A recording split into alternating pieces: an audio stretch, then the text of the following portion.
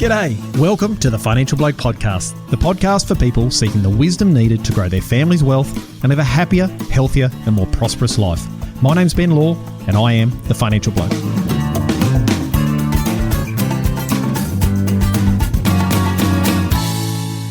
G'day everyone. A couple of years ago I did a presentation to a group of 200 odd graziers and it was on the 7 steps to successful off-farm investing. Now I'm the sort of bloke that always tries to do better. I'm always focusing on what can I do to get better, and I'm my own worst critic. And so after the presentation, I went out into the crowd to have a chat with people over morning tea and get some of that feedback. And I really remember one which I just didn't expect. And it was this couple came up to me, in their mid to late 40s, and now I know they're very, very successful. But the lady said to me, she said, "Ben, that's one of the most valuable presentations I've sat in a long time." And of course, instantly I'm like, oh, okay, fair enough. That's lovely to hear. The ego loves to hear that. But tell me more. Tell me why. What made it that way for you? And it turns out, she said, "Ben, you've given me permission to sack my accountant." Now, at that stage, I sort of looked at her and I must have looked a little like a deer in the headlights. And she goes, "Well, remember when you said that?" About halfway through the presentation. And I had to think back and I'm like, that's not in my presentation, sack your accountant. Where'd that come from? And she essentially reminded me that what I'd said is if you want to be successful in business, you've got to surround yourself with other successful people. And Jim Rohn, who's quite a famous man, said once, you're the average of the 5 people you surround yourself with. And that's absolutely true for your professional advisors. If you want to do well, you want to have rock stars advising you when and as you need them. And so what I'd actually said was, and I still stand by this today, I'll go back a step. If you really want to smash it out of the park and you've got some big goals and you're really driven, and if someone says to you, "What's your accountant like?" and you go, "They're okay." Well, there's probably a problem, because unless you're saying they're a bloody good accountant, there's room for improvement. Now, today, I've got a great guest for us. His name's Russell Strack. Russell's an accountant himself and has been in the game for about 30 years. Now, Russell's a partner at a company called Findex, which is one of the larger accounting firms in Australia, and he's based in Dalby. Now, Russell's a really humble sort of a guy. He's good at what he does, but he's humble. And I sort of had to corner him into coming on the podcast, so he was a little bit reluctant, but I'm super grateful he's going to do it. So this is going to be a real treat. The thing is, the podcast today isn't about promoting Russell and what he does. It's just designed to help you understand what a bloody good accountant should deliver and what one would look like, so that if you have a mediocre one, you can go back to them and say, "Hey, this is what I expect, step up," or "Would you like to step up?" Or you can go looking for another one. And then if you find one, you know what you can expect of them. Now, before we kick off, I just want to be really clear. This is not about ragging on accountants. This is not about ragging on professional advisors. There's really good accountants out there, and I know a number of them. There is also a lot of mediocre ones, and that's what I fear most for a lot of people, is being stuck with mediocrity. So, without further delay, welcome Russell. Thank you, Ben. Thank you for the opportunity. Now, Russell, can you just give us a really short summary on your background and why the hell did you become an accountant? Yes, Ben. So I grew up actually dairy farming as a kid, and then was convinced by my parents that I was doing well at school and should go to university, which I at the time wasn't sure I wanted to do, but over time found that I enjoyed it. Originally, I did a mixed degree between accounting, back then it was called business, and law, so I wasn't sure which way I wanted to go. At the end of my degree, I was convinced to go and continue on with the university, so I did what's called an honours degree, and did shoots, lectures, all of that for an extra year, and was going to move into the academia. At that time, it was actually very difficult to find a job. Yeah, I can imagine. Yeah, took some time off, and through a friend that I knew at the time, decided public practice was worth having a crack. Moved to Dalby almost 30 years ago, been here ever since. So I wasn't that type of kid who was really sure what they wanted to do. I wanted to do something where I could talk to people, and even though in this career you do spend a lot of time on the numbers, the part that I enjoy the most is this bit. So talking to my clients, and luckily enough, joined a fairly large practice, which at the time needed more people, and was able to take on a client base fairly quickly, and then that's grown over time, obviously. Excellent. And you and I were on a similar path in the sense that I grew up on the farm and decided to go to university. But yeah, when I finished my uni degree of economics, there was no way I was going into academia, whether there was a job or not. I'd had enough of it. Yes, the politics around universities is something that I wasn't aware of. Certainly am now, and very glad that I got out of that at the time. Yeah, mine's probably more like I probably wasn't smart enough to do that. Okay, well, let's get just stuck into it. So the way I want to frame this up, Russell, is, that for the listeners, if you're the sort of person who wants to kick some big goals, you've got a rural production business and you've got some big goals, you need to surround yourself with rock star people is the word I use. I don't know if that's the technical term, but that's the Benism that I use. So you need a bloody good accountant, good lawyer, bloody good financial advisor, bank manager, broker, general insurance manager, all those people to be able to, when you need them, you can plug them in, they do a bloody good job. Now, the problem that I see is there are actually very few what I'd call rock stars in each of those areas. Now, there's a relative minority of bloody awful providers. They're out there in every industry. But mostly there's an oversupply in the professional world of, people that are just sort of okay. They sort of just okay. They do their job. I don't take too much notice, but they really don't add value.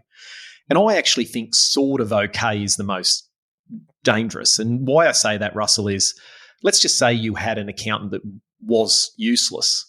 Well, then eventually you'd sack them, wouldn't you? You'd go, this bloody accountant's hopeless of mine. I just got to get rid of them, and you'll get rid of them. But if you've got one that's sort of okay, they're okay, you risk falling into the trap of saying, well, they're not good, but they're not awful, so I'm probably not going to leave them. I'll just stay there. And you end up staying with them for way, way too long. Now, you'll never be really happy from what you get from them, but more importantly, your family will never get to their true potential. They're really important to where you're going. And you also run the risk of just not knowing what you're missing and the value that a good accountant could offer. So the question I want to sort of framing that up, Russell, is hand over to you is, you obviously over the years that you've done this have had new clients come to you because they're unhappy with their existing accountant, and that could be whether it could be they're mediocre or they're awful. What are some of the common reasons why they finally let their old mediocre accountant go? Yes, I think, Ben, the most common things we hear when we talk to new clients or clients who are looking for a new accountant, there's some common threads there. The first one is simple service standards. So not even my accountant really doesn't understand what I do, or they don't get more involved in my business. It's more that they say things like they don't ring me back, or I've had a different person the last 3 or 4 years. Constantly they're changing people that I deal with on a regular basis. And in that case, which is a very common case, because we're in the game of building long-term relationships with clients, what's quite often happening is people don't like to have to re-explain their story over and over and over again. So constant changeover of people on the accounting side is problematic within that. I think the other thing we hear from a lot of clients, new clients or potential clients, is I do the same thing every single year with my accountant. So I see them once a year, I take the information in, or I send the information in. They produce some tax returns, some financial statements. They shoot them out to me, I sign them, I send them back. They then have a meeting maybe once a year as well to talk about how the year's going, but it's really more around, what am I going to do to save tax in that financial year? So in other words, they're saying, I don't think they're giving me anything new. I don't think I'm learning anything about where I'm trying to get to. I think that accountant knows my circumstances by now, or should know them. I've said enough about them, but they're not willing to offer an opinion as well. I've heard from a number of clients when they come in, I brought this up with my accountant, but they gave me 5 different options. Well, it wasn't clear what the accountant actually thought they should do. So I'm very much a stickler for what would I do if I were in your circumstance? Well, how can I give you what I would do in your circumstance if I don't fully understand your circumstance? And that includes that conversation with the banker, the solicitor, the insurance agent. That includes a full understanding of all of your circumstances and the conversations you've had with those other people that you've developed relationships with. We also hear things like, they're a really nice person, so they're very difficult to leave. And you feel like you're being vetted more on your personality than your technical knowledge. I'm sure a lot of accountants are very technical, but also what I find is when they ask technical questions of their accountant, accountants are very, very good at then spieling back a whole heap of knowledge, but not necessarily giving the client exactly what they need out of that information. Knowledge, not wisdom. Exactly, Ben. The number of new clients that we talk to on a constant basis who say, I feel like we're giving a lot, they're giving very little back, but also on top of that, it's costing more and more each year to get exactly the same thing. Business clients are a good example too. In a lot of that, when you've got a large rural practice and we have some large business clients, we sit there with those business clients, and quite often your rural accountant will treat the business client in exactly the same way. So go back to that example of that one extra meeting a year where all you talk about is how to save tax.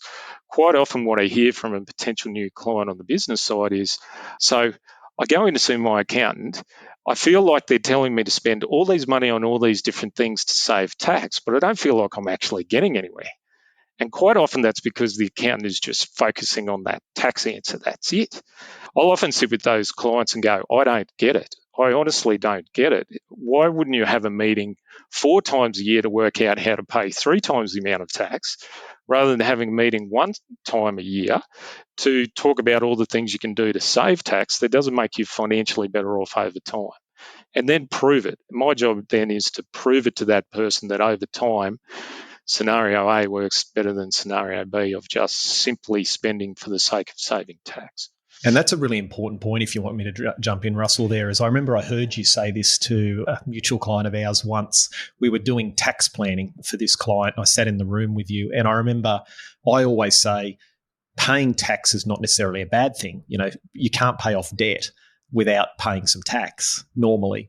And so you need to be looking at this of how can I make more money to pay more tax rather than just making less money, because the best way not to pay tax is not to make money. And so, yeah, I think that's a really important point that people need to think about is rather than how do I minimize tax, how do I make more money, and then strategize on how to manage that tax once that more money is coming in. One of the first questions I ask a potential new client, if I feel like they've just been going down this line of just spending to save tax and not necessarily concentrating on wealth creation, is I always ask the question, and particularly of spouses separately, because there could often be a different answer, or if there's a large family group from the next generation to the older generation. So I always ask the question, would you rather make $1 million and pay $300,000 in tax, or make $500,000 and pay no tax? And you would be absolutely shocked at how many people would reply to that, I want to make $500,000 and pay no tax. That could quite often be, and that's a simplistic question, but that could quite often be that they don't want to be bigger because of the issues with being bigger, with managing something that is bigger. And I fully understand that.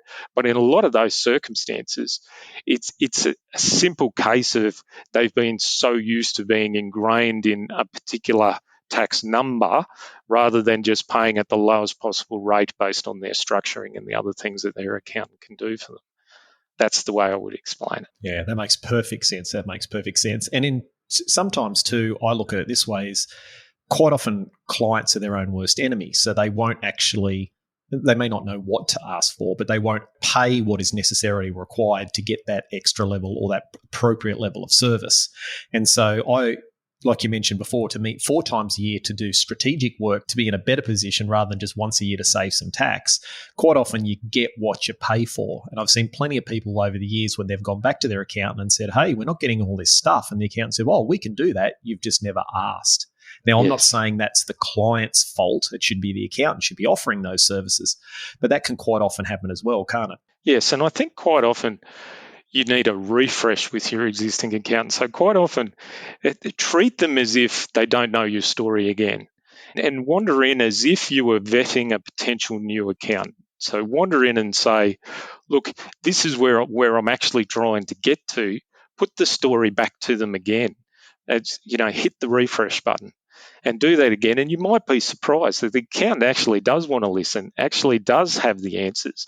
They just didn't know that these other things, these other issues were more important to you than that tax answer or that very simplistic filling out of some forms or applying for a grant or some of those one-off things that might occur that you might get your accountant to help you with. I couldn't concur more. One of the other things, Russell, you mentioned earlier, just to circle back a bit, was those basic things like returning phone calls. I remember when I sold my practice and retired from the financial advice industry, a number of people came back and said, what we loved about your business, Ben, is you had a team that was a great team and very strong systems and processes, and we never had to worry that you forgot something. So if we rang you or sent you an email, said, Ben, we need this, it never, ever got missed. And if they rang, they'd always know they'd get a phone call back and they wouldn't have to worry about it. Whereas plenty of professional advisors, they just don't have that attention to detail to doing the basics. And I used to get so angry when I was dealing with my professional advisors and people was I said, just do your effing job. Like, I'm not asking you to be a rock star. I just want you to do your damn job. And I think that's a really important point for whoever you deal with, whether it be a plumber, dentist, mechanic, accountant. There just has to be a bare minimum. And so many businesses just don't deliver on that, do they?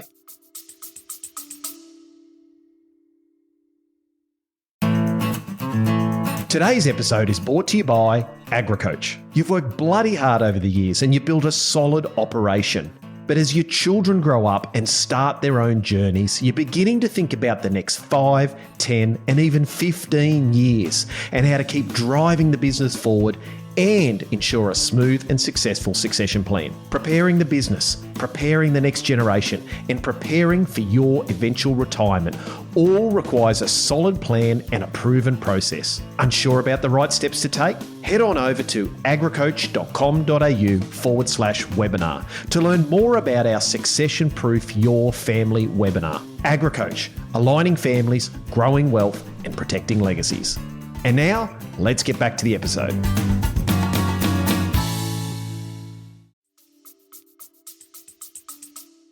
No, and I think we try and coach our clients on customer service. So we get it, but we need to be at the forefront of that. Nothing frustrates me more than plumber, need a plumber to come to home and I get that, no show. So I've taken time out of my day to make sure I'm at home to meet the plumber when they come into home, and they simply don't ring to even say that they don't show up. So service standards for us is non-negotiable because we struggle. We struggle, and it's nothing more frustrating than ringing a solicitor or a bank and you make the phone call and you don't hear back. We believe that from a service standard point of view, keep it simple. So we say to all our clients, if you're going to ring us, we've got a couple of different options. So ring reception, you'll be put through if you can. If you can't, it'll be recorded there. Most of my clients have my mobile number. So our service standard that we try and stick to is returning a phone call on the same day. As difficult as that may be, returning a phone call is not leaving a message either. It's making sure that you're talking to that person on the same day. Now, on some very, very busy days, that can be difficult, but I would say we do better to stick to that than I've seen across our industry. And it was something embedded very early on in me and certainly in all of our staff and accountants. They try and stick to the same thing. Yeah, I think that's a very important one. I mean, I always made sure the same thing, Russell. And if I got delayed or something came up, someone from my team would ring or I'd drop an SMS saying, look, I've got caught up. Is it okay if I called you at this time or later? And people never, ever worried unless it was urgent. Clients just want to know. They just want to be in the loop, make sure that they're being heard and being responded to. Yeah, exactly. And, it's interesting. I'm just going to give you a quick example, not for necessarily any comment, but in my new business, which is the strategic coaching business, I've been working with a family who have some really big goals they want to kick. And we've started, going through the whole roadmap process with them. And we touch base with the accountant, and they have an accountant who's part of a fairly large network. It's not yours, Russell. It's another network. And we had the conversation with them. And two things that have happened which have really not surprised me or surprised me from this type of firm. And one was they said, look, Ben, we're really good. Our clients love us. We deliver great service and we want to help our clients. And we've been trying to get an answer out of this accountant on a tax issue, which is really important to their intergenerational wealth plan. We started in December and it's now mid-February. We still haven't got an answer. And I'm not talking about not the technical answer, just not a reply. So the client's not getting a reply from the accountant. There's just crickets. And the second one was the client was really frustrated because they had this problem they wanted to fix and they had 2 to 3 meetings with the accountant and nothing ever happened. So they went to their accountant and they said, Mrs. Smith, this is our problem. We need some help. We don't know what to do. And they did. They got all these technical options and, multiple possibilities and all the technical information. And they walked away and went, we just got no idea what we've got to bloody do. And then nobody ever followed them up. So for me, the other one that I used to have in my business was follow up until they reply or die. And my team hated that because they said, one day someone's going to die, Ben. And, it's horrible. You can't say that. But the reality is that I think I see so many people dealing with their professional people, let's say accountants, and the accountant will send them something, might be for tax planning, something's got to be signed, some paperwork, I don't know what it might be. And then they send it to the client's busy, text comes in, email comes in, they're dealing with their lives. No one ever follows them up. And this is not something that's necessarily because they don't want to. They just don't have it in their business. It's just not a value that business holds. Do you find that as well, Russell? Yes, I do, Ben, but I think being proactive rather than reactive is really proof in the pudding stuff. Because if you've got, across all industries, there's a lack of capacity, and I understand it with accountants as well. What I don't get is when clients have trigger points where they really need you to be proactive, why you would struggle to respond in those circumstances. I'm seeing some new clients at the moment who have had that virtually the exact example that you gave, Ben. To wait months for answers doesn't make sense when a lot of that is not that time consuming to come back with a response either. I think to some extent, some accountants, sounds like I'm beating up on my industry now, but to some extent, what accountants do when they've got limited capacity is they just drill back to the basic compliance. So if anything is over and above that, they limit that within their year. The interesting part as most accountants get older is they want to do more of the rest. We're all the same. We actually want to spend more time talking to our clients, be more proactive, talk to them about everything bar normal compliance.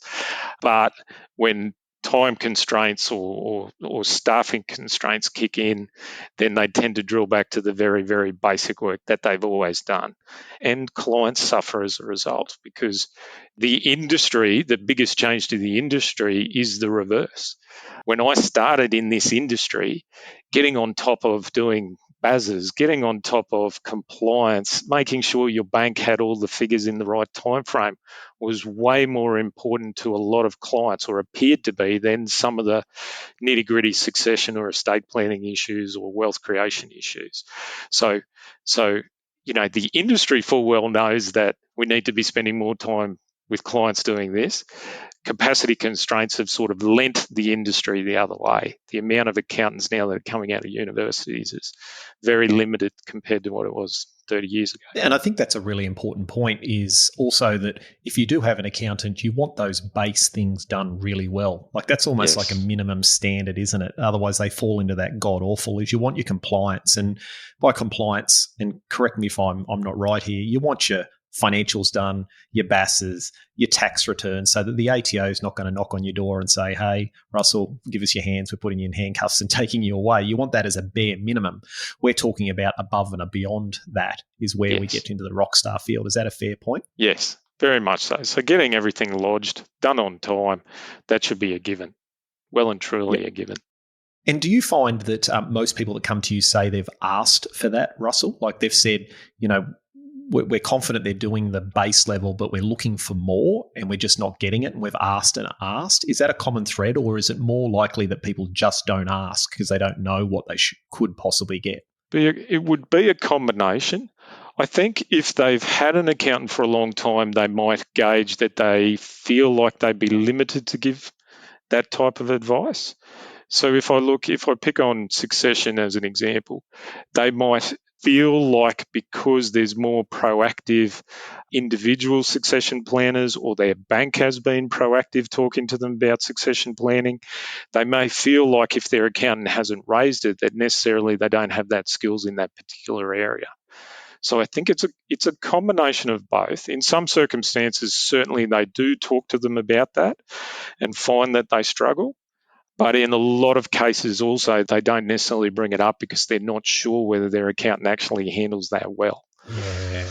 But see, I would suggest if I was an accountant and I was sitting there, the thing I would expect is that you don't need the skills. Like you're able to plug those people in. So if you're an accountant and you say, look, I don't know anything about, or I know enough about financial planning to understand it in a basic tenet, same with legal, but you have to be able to identify where there's a need. And then I think from an accountant's point of view, it's just questions. It's just, well, have you got a retirement plan in place, for when you want to exit the farm as part of your succession and retire? Have you got a plan? Well, no. Okay. Well, have you thought about getting one? No, I haven't. Who do I need to go see? Well, this is possibly who you need to see.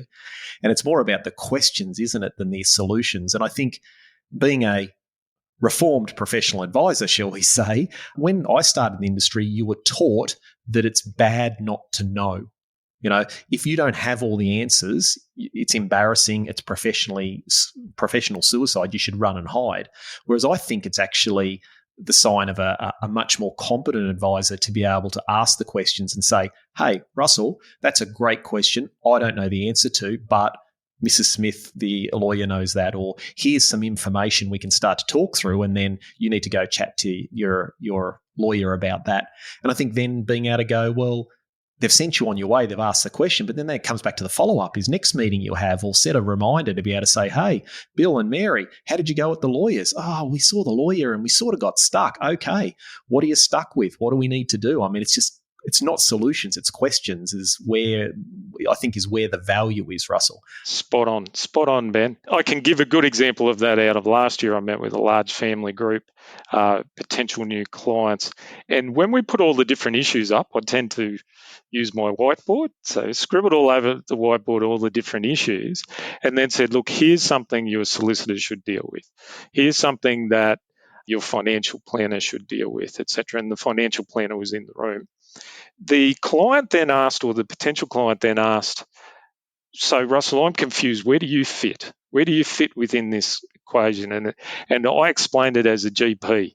So I'm your GP. You come to me with all of these different issues. I'll connect the dots by developing the relationship with you with these individuals as well. So I'd like to be involved in some of those conversations. To some extent, you could have them to my exclusion.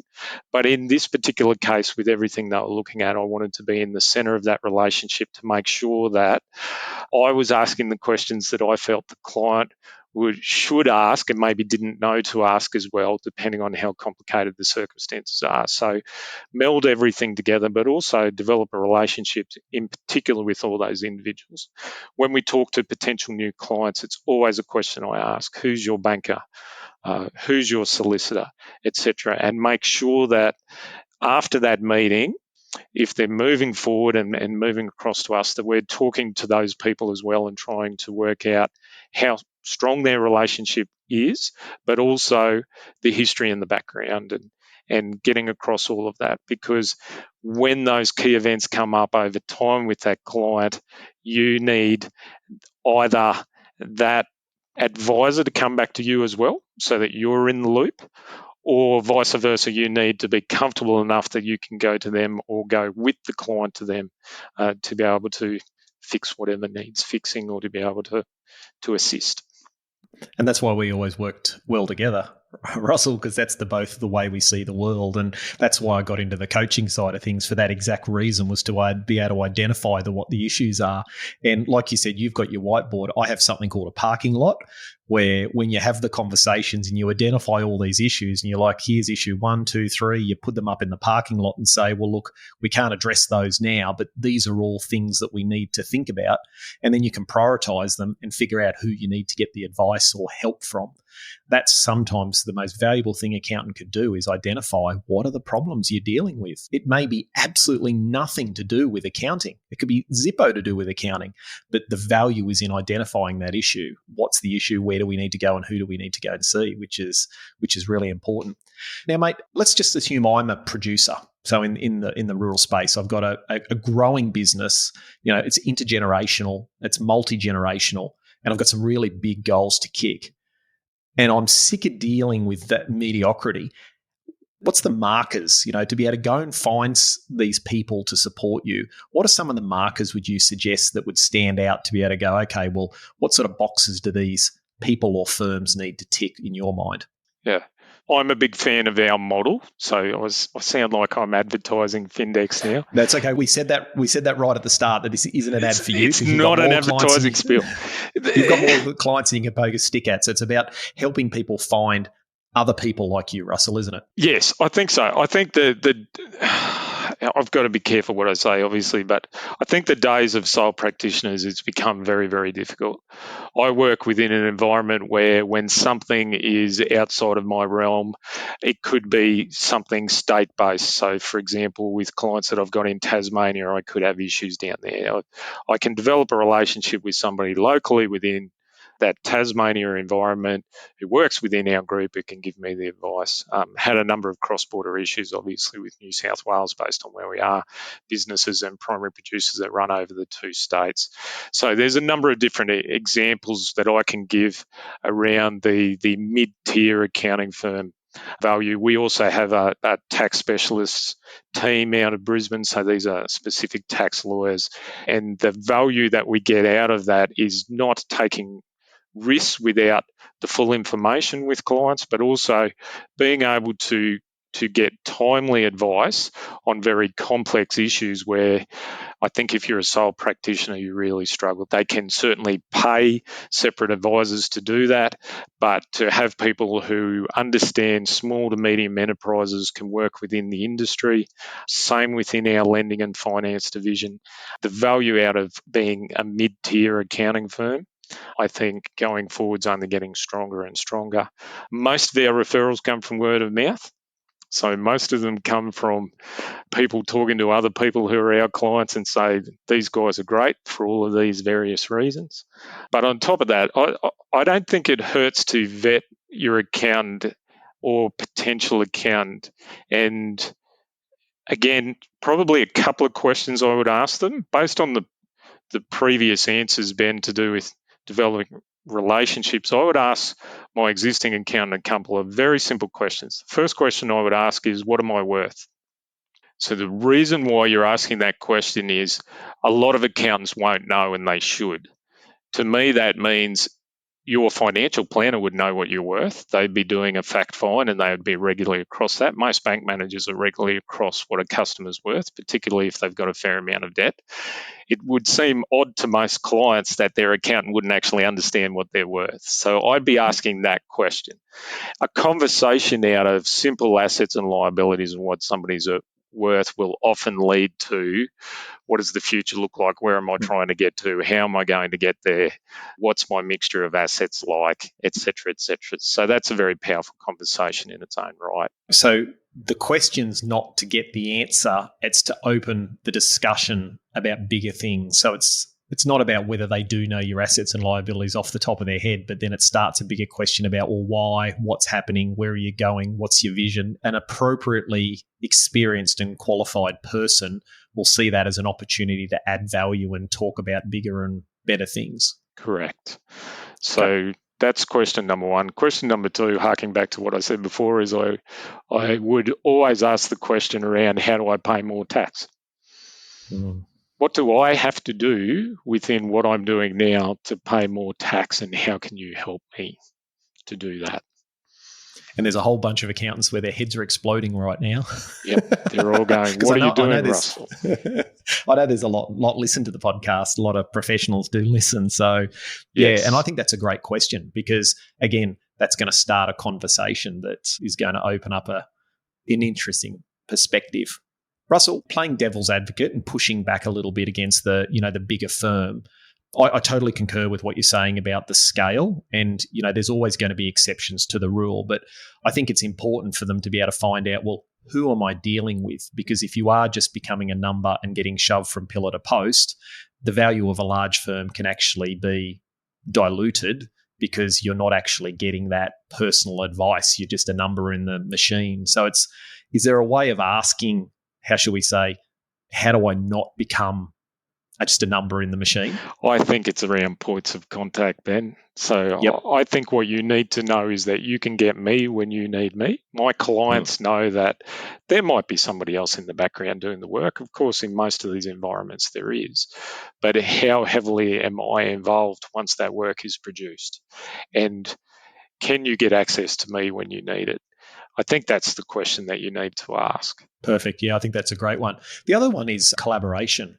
What I find is professional advisors as a whole do really poorly is collaborate. Now, obviously, exceptions to the rule, we always talked about that, but it's that collaboration. The lawyer does their job, the accountant does their job, financial advisor, and everyone just does their thing, and there's no ringmaster to keep the circus going. So the monkeys are just, going crazy, throwing bananas everywhere and making a whole lot of noise and nothing's happening. That's a really important point too, to be able to figure out, will you collaborate with my other professional advisors to get the best outcome for me? Because that's what it's about. It's about getting the best outcome for the client, not necessarily just getting the compliance work done, isn't it? I think those community of advisors, you need to treat them exactly like that. It's my human nature to be nosy, to want to be part of that relationship as well. Me too. But what I've seen work well over time as well is if you can develop those relationships, I'll pick on one of them as an example. So if you develop a relationship with your clients' bankers, then what also happens is if a banker leaves, so let's say we have 10 clients and they're all with the same banker, then the bank comes back to you saying, okay, Russell, we realise you've got 10 clients with so-and-so at our bank. We're now trying to replace this person. We've got this person coming from somewhere. They're great. They're going to come and talk to you. So what also happens is a two-way street, is they become proactive to get to know you because they know you have a number of client relationships with them that they have to develop. And they're intelligent enough to understand that if they can work off the back of that, that's going to help them bed down their relationship with the client as well. So what I've found over time works well is to have a thorough understanding of those relationships for each client with each of those advisors, but also work off that, get to know these people well, get them to come back to you. I've had circumstances certainly where banks have rung me or a bank manager's rung me and said, I've got this very difficult conversation to have with one of your clients, Russell. How do you think I should address it? That to me is a win-win because that means that you've got that strong relationship with the client and with their bank manager that they're actually coming to you first to discuss it. That's where we need to get to. That's a beautiful point. And also too, just to tag on to that is, let's use a bank. The banks are more likely to behave themselves and give you good pricing if they know that there's, a professional advisor, whether it be a strategic coach, a financial advisor, a banker, whatever, an accountant, all in working with these bunch of clients. If they try and slip one through like pricing that's not exactly great, they know that that's going to go back to their team and the team's going to go, hang on, we know, Jim and Mary down the road are getting, say, 4% interest rate, you're getting 4.5%. We need to get them to sharpen that up. So you're getting that extra layer of accountability coming through. And also too, when you're getting deals, I know they're more likely to go, geez, if we do the wrong thing here and don't turn over every stone to get you the deal you need, we risk losing all those other clients. So I think that's a really great point to Russell. Very much so. So we leverage off that environment to the betterment of our clients, certainly in terms of interest rate, but also service standard as well. So over time, you get to know, there's some clients who, if they don't get a phone call from their bank manager, they think that's great. There's other clients, if they don't hear from their bank manager, they worry. So if we don't develop a relationship with them, we don't know. We don't know what sort of person they are or how they're going to work in with the particular client that you've got. And we certainly move clients between banks more regularly than we ever have before. So it's another part of what the client needs in terms of servicing. And it also takes a lot of stress off you, doesn't it? Like I've always believed that if you've got a team of people working for you, you've got your rock stars all together. Again, banker, financial advisor, mortgage broker, it could be instead of a banker, accountant. It takes a whole lot of stress off because when there's a problem, you don't have to think, oh, geez, has my accountant got this or have they not? Then not, or is my financial advisor doing the right thing? I'm not sure what I need to do. And so being able to pop up, I'm busy, I've got some big goals to kick, I've got this problem, I can just email Russell, dump it in his mailbox, he'll sort that stuff out. I can just not deal with that. Also knowing that if there's a problem I don't know about, my accountant's going to either pick up the phone, send an email and say, hey, I found this problem. You need to give this an appropriate amount of attention. And if you don't, they're going to come back knocking on your door saying, hey, I mentioned that, you need some more life insurance because you've just taken on more debt or you need to review your estate planning. They're going to continually remind you of that. So it takes a huge amount of stress off the family to just know people are just going to do their damn jobs. I don't have to worry about it. The original partners of our firm, Ben, the firm was Laverty, Roach and Kelly originally in Dalby. So I won't talk to them individually, but they used to ingrain in certainly their junior accountants that this is a very simplistic job. The clients have problems. They bring the problems in. They dump them on you. Your job is to fix them. But on top of that, it is also an enormous responsibility because the stronger you develop those client relationships, you'll be helping that client to make decisions that are very, very large. And, a decision around whether to buy a $1.2 million cotton picker or not is not a small decision across the scale of accountancy in any capital city. It's a large decision, and we have clients making those decisions on a daily basis. So I think if you ingrain yourself within that, you can't go wrong, because if something's too difficult for a client to deal with, then it's our job to make sure that we can find the path to be able to fix that issue.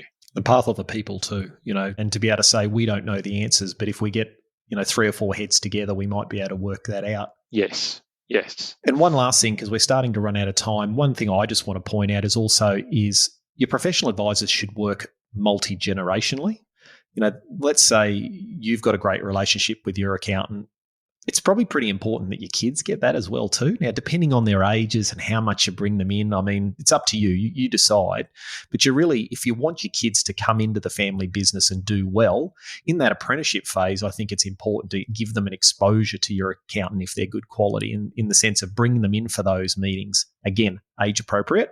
You don't want to be talking about major cash flow problems and all that sort of stuff where your young little ones are in the room. But I think it's a really important point. So those professional people need to be able to not only talk to you, but have some influence or some exposure to the relationships with the children to be able to bring them through and mentor them.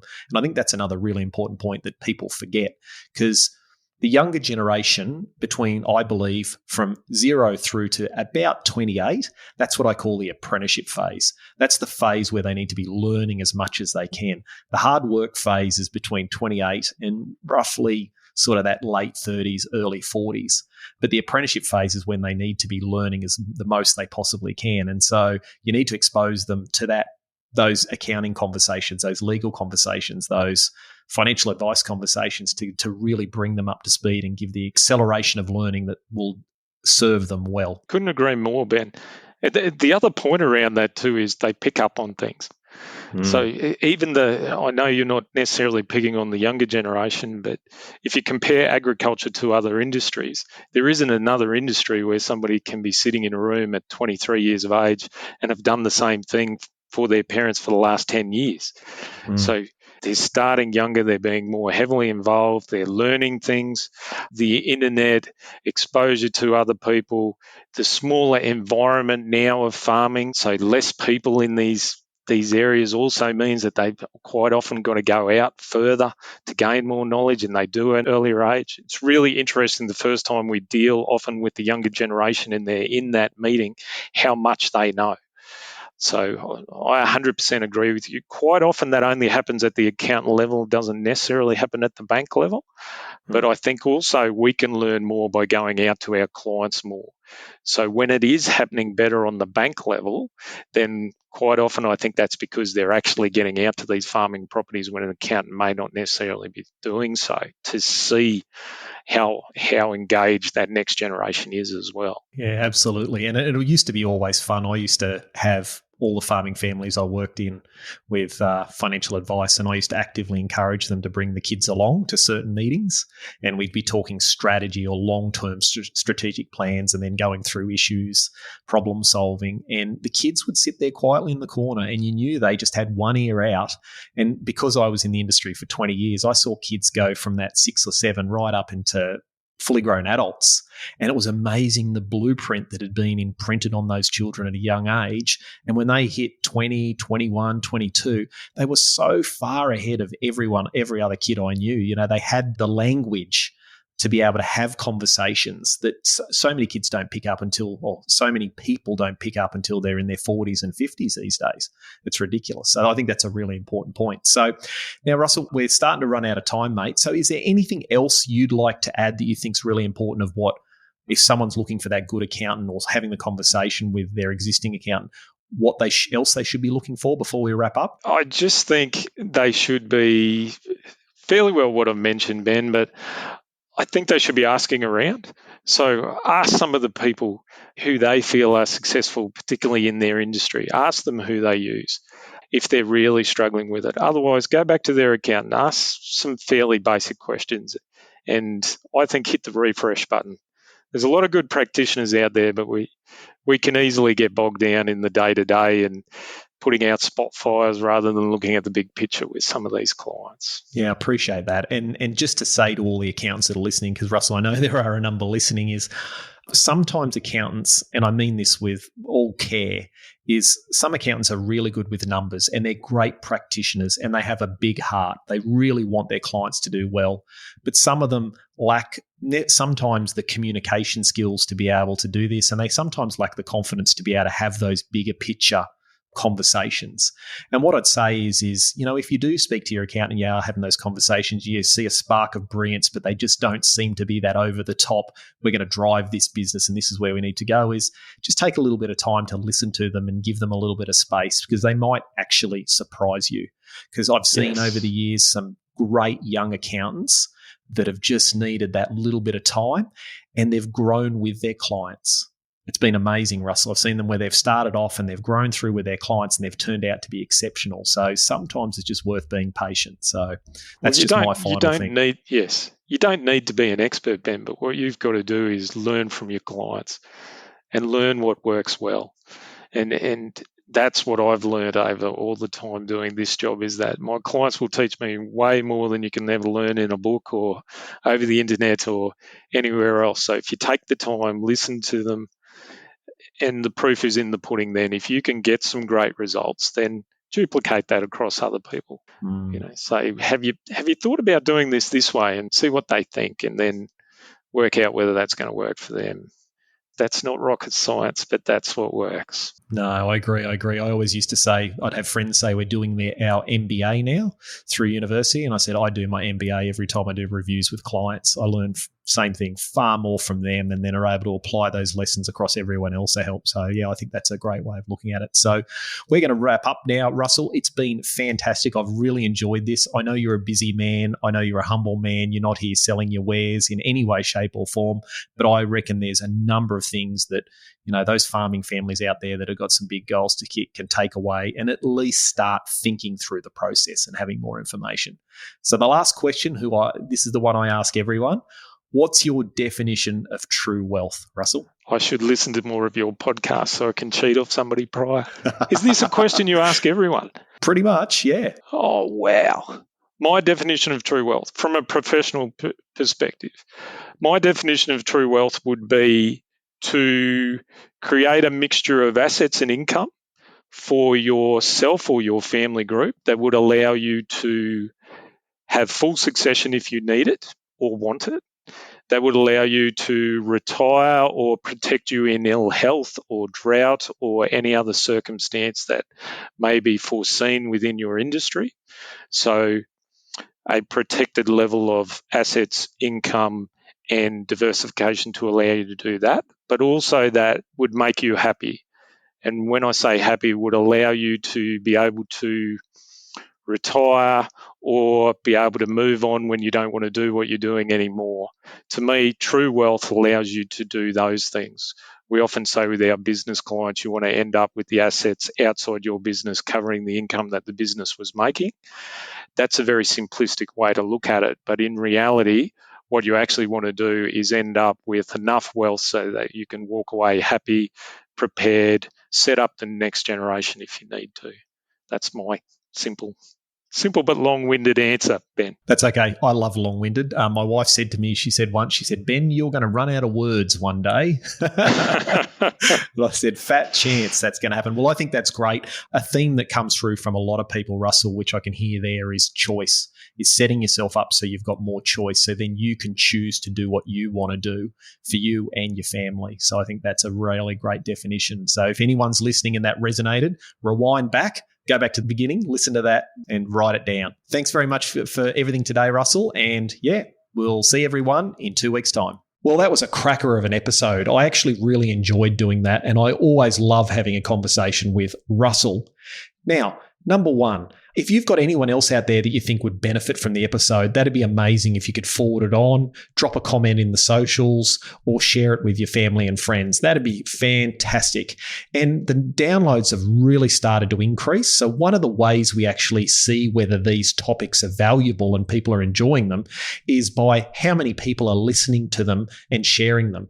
And what I can say is the downloads have probably doubled over the last couple of months, which for me has been really rewarding to see that obviously there must be some valuable content here. And also too, the comments and the emails I've been getting from people have just been really, really fulfilling. It makes it great because this job can be a little bit isolating in the sense that there's no audience for you to judge whether it's hitting the mark or not. So all your feedback is really appreciated. Now, I'll put some links to Russell's details in the show notes, and that's it for this week, and I'll see you in 2 weeks' time.